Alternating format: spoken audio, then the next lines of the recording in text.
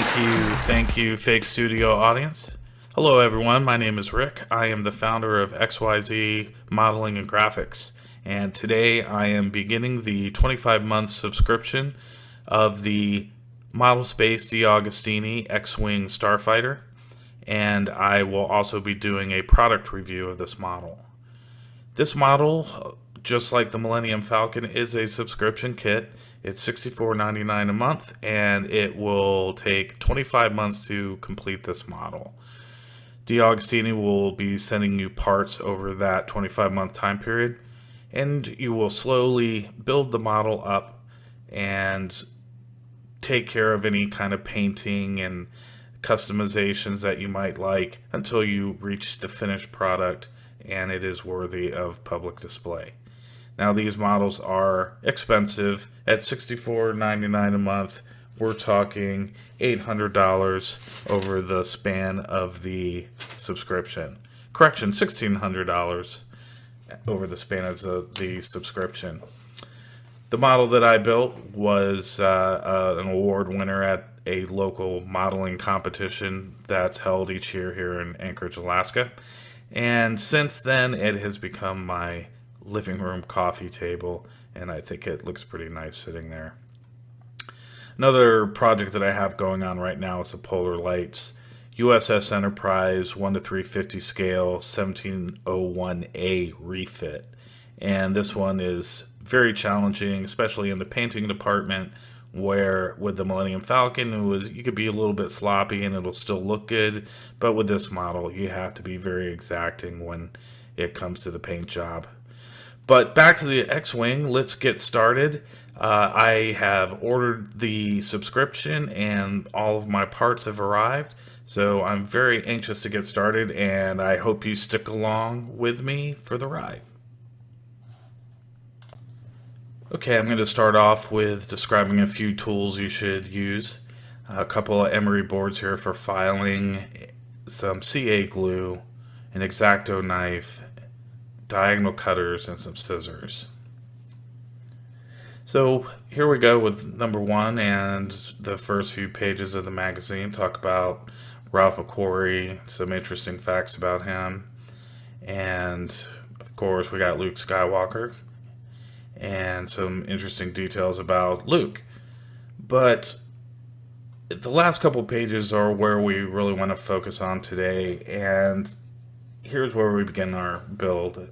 Instructions are always in the back, and we'll usually start off by inventorying all the pieces, make sure we have everything that belongs with this kit. It is not unheard of that DeAgostini will sometimes short you some parts, and you just want to make sure that you've got everything you have with each issue. So here we are with the R2D2 dome. He's one of the pieces that come with the issue 1. The canopy for the windscreen. And I'm noticing about this canopy that is not made from the same type of plastic the rest of the exterior parts are made of. I believe that's the styrene plastic. The canopy is really flimsy, and you just have to be careful with that thing. Of course, we got the extruded aluminum gun barrels. That's kind of nice. Those are metal, and that's going to allow the guns to stay horizontal and not sag over time, hopefully. We got the gun base and some more R2D2 leg parts, of course, that will make up R2D2 at the end of this 4-issue subscription for this month. Some sprues for a sprue with details for the R2D2 dome. And that's it. So we're going to get started first by putting the canopy pieces together. And the magazine suggests that you simply just snap these two pieces together. Well, I had a difficult time doing that because the factory sent me these pieces with some flashing still attached to the edge, and you only usually see that when you cut a piece out of a sprue. And these parts came to me with flashing that must have come from the injection mold. So there's a little bit of quality control issues there. But, I just took my X-Acto knife and scraped those down and filed them down so that the surface is smooth and will allow for the two pieces to come together. And they did finally. Again, these are very fragile pieces. I don't know why they use such flimsy plastic. I'm hoping when the clear plastic goes in that it'll beef that up a little bit. But right now that thing is like an eggshell. So be careful when you put it off to the side or wherever you store it that it doesn't get crushed or anything like that, because it will crush easily. Now with the gun barrels, you simply have to put the plastic bushing in, push them together, and they're supposed to stay firmly in place. But I noticed with this particular bushing, the same problem with the canopy, that there was flashing left over from the injection molding cast. So I had to clean that off, and it allowed the two pieces to come together a little bit more securely. Next is the R2-D2 detail pieces that we will be putting into R2's dome. They're numbered 1, 2, 3, and the picture shows pretty clearly where they need to go in the headpiece. So these are very tiny pieces. You have to look at them really closely to determine the proper angle that these things need to be seated. So, just carefully look at the magazine, try to orient your pieces according to the orientation in the photograph, and it makes the process go a little bit easier. Now I'm using my bare fingers to do this, and I'm kicking myself in the butt that I don't have my modeling tweezers with me at the moment. But I do manage to get them in there with my fingers, and that was very interesting. So just be careful when you're putting those pieces in that they don't go flying across the room when you cut them out of the sprue. So that's it for issue number 1. So going to issue number 2, same deal. We're just going to zoom right ahead to the assembly, and we're going to open up our package again, being careful not to damage any of the parts or lose any in this process. So this issue is including the metal base for the cockpit, which is actually a pretty nice piece, nicely machined. The rest of the pieces are, just cheap plastic, not even the same type of plastic, the styrene plastic that you use for exterior parts, but I don't think it's going to matter with these pieces. They are nicely painted, I will say that. There's very, very good attention to detail in those parts when it comes to the painting. Same with the R2. The R2 is very, very nicely done. Painting wise, of course, R2 didn't look this new when he was in A New Hope, and eventually I'll get to weathering him and making him look a little bit more appropriate. So we've got a little tiny piece up there between the legs, that little white line is the way it looks like on the screen, but that is actually a piece that is going to be fitting to the R2-D2 leg towards the bottom on the battery pack. So we'll get to that in a moment. So the first thing we're going to do here is just push the two halves of the R2's leg together. And all of these parts are compression fit. Up to this point, no CA glue is being suggested by DeAgostini, and I haven't felt like I actually needed to use CA glue for anything just yet, but I have a feeling I'm going to need to. So once you have the two halves of the leg together, there's a little grommet that pushes into the upper shoulder area where it will eventually attach to the main body of R2-D2. Here I'm working on the battery pack, and test fitting the small plastic piece that I described earlier to see if it's actually going to fit as a compression fit or not. It turns out that with that particular piece, I am going to use CA glue in order to keep it firmly in place.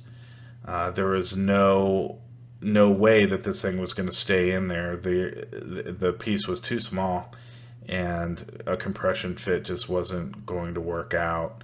So I'm just putting just a little bit of CA glue or super glue, essentially, just to make sure that that piece stays in place and that I don't lose it forever.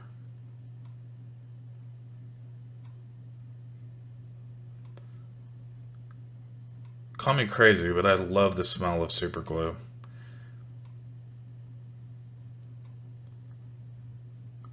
So I'm using my modeling tweezers here, which I wish I had for my first issue. But I did go and get them and made the job a little bit easier. So I'd suggest you do the same. The next portion of this is to assemble the laser emitter, and the LED is simply pushed into the end, and the wiring kind of is tunneling through the hollow portion of this piece, so and comes out of the side. It's a pretty nice piece. Overall, fairly simple build in issue number 2. Got some nice detail pieces there, and we will see how those fit into the upcoming issues. So right now, let's move on to issue number 3. And as before, we're going to open up our package and ensure that all of our pieces are in there, and being careful not to lose any pieces or damage pieces as we go through that process. Taking some inventory here, I'd like to see that we've got a screwdriver included, so that means we've got some screws that are going to be used to attach some parts together. And I like to put those loose pieces up in just in a little bowl, just to keep track of those and make sure that they're not going to roll off the table. Again, with these magazine subscriptions, you got the first few pages talking about details of Star Wars, which is great, but today we're mainly focused on the build. So, with issue number 3, you start off with assembling the other R2-D2 leg, which is exciting. This one's a little different. You're going to be threading an LED and some wiring through the middle of this leg, and it's a little bit tricky. These little metal contacts at the end, or conductors at the end of the wire, need to be bent at a 90-degree angle and slipped into a couple little grooves that they're intended to be fitted inside. And I don't know what's going on at the factory. These things didn't want to fit very well. Actually, they're a little too large for the grooves in the leg, so I'm having a little bit of problem making sure that those stay in there correctly, and while at the same time making sure that the wire is not getting too close to the edge of the piece where it can get pinched and damaged. If that happens, if that wire happens to break, then you will have lost your electrical connectivity to the LED, and your R2-D2 won't light up. And that would not be a good thing. Now, if something like that were to happen, I'm sure you can call DeAgostini and say, hey, please send me some new parts, and they would probably do that. I can't speak for DeAgostini, but just from experience, I've lost some pieces with my Millennium Falcon subscription, and they were really good about sending replacement pieces. So they want to keep you as a customer. I'll let you think on that one, but overall they're pretty good. So again, I'm using CA glue to make sure that the battery housing cover stays in place. I had the same problem with this. Compression fit was not going to work out. So here we are with I'm assuming aluminum. It's probably some other kind of steel. It feels like aluminum, looks like aluminum. but the cockpit base, metal, machined, pretty nice. And now we're putting these similar metal brackets on the side. And I'm basically just looking at the photos and lining up the parts to where they need to go. So it takes, a little bit of orientation to figure out, okay, this is what they mean in the photos, translating that to what's physically doable here. So I'm working that out right now, and once I get that established, we'll just zoom right through, like right now. So now I know where my parts are going. We got a single screw that will connect to each one of these parts, and I noticed that if you tighten too tight on these, they won't sit flush. There's only one contact point, and that you screw in. The other is just in a little recessed groove that keeps it in place. But if you tighten too tight on the screw, it won't seat perfectly flush with the surface of the base. And likewise with if you do it too loosely, they won't sit properly. So you kind of have to find the sweet spot to get those to stay in place and look as they should. But it is doable, and I do accomplish this. Remember, keep those screws in a separate container in the bowl. It just makes it so much easier. You're not hunting around for little pieces. I really like keeping my work area organized, and especially with these smaller pieces, you want to definitely make sure you keep them all centrally located so you're not hunting them down, because guaranteed if these fall on the floor, especially if you're in a shag carpet, you'll never find it again. You'll never find it again. Okay, now we're putting together the gun barrel, and I've got the laser generator. I called it a laser emitter earlier, but according to the magazine, it's a generator. But this goes into the base of the gun barrel, and is also what houses your red LED with a little wire coming out of it to where you'll connect a power source at some point, and that will light up red and shine through a fiber filament and come out the other end at the tip of the gun barrel. So we're assembling that. No glue required with this either. It's all compression fit, and with this little detail part on the side, which I really like, by the way, there are two tiny little holes that piece will slip into as you push the end on, the little black end there. So you want to make sure those line up, otherwise you can bend and break those. So just keep an eye out for those. And that's it. That is it for issue number 3. Okay, moving on to issue number 4, our final issue for this month. Again, we're going to open up the packaging, ensuring all our parts and pieces are present and that nothing has been damaged during shipping. So with this issue, we are completing the R2-D2 assembly, and we will be completing the gun assembly, and it also includes some electrical pieces to where we can test our R2-D2 lighting and our gun barrel lighting. So first part of this model is to add the sides to complete the canopy assembly. And these are just a couple screws on each side, and they fit in there pretty snug. The second thing we're going to do is complete the R2-D2 assembly. It's a little bit tricky here. We got several pieces we got to manage at the same time while we connect the second half of the R2-D2 body part to it without the whole thing falling apart. So it takes a little bit of patience, but it is doable, and as you can see, I was successful in completing that process.